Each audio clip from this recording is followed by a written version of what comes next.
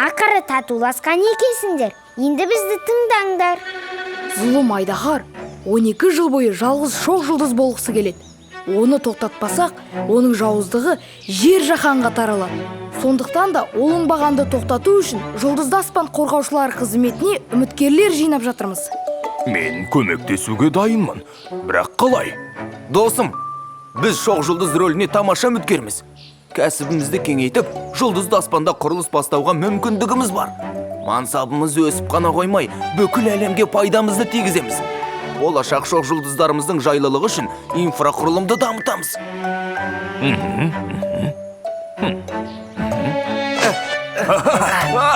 Бүкіл әлемде бейбітшілік болу үшін, ғаламат жаңа жобалар үшін бәріне де келсем.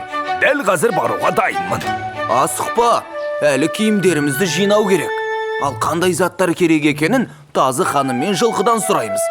Оларда қазір заттарын жинап жатыр ғой. Солай ма балалар? Дұрыс айтасыз. Ал достар, бізді келесі мақсатымыз күтіп тұр. Бес тәй-тәйді көріңіздер. Сүйікті сериалыңызға жазылып, қоңырауды басыңыз.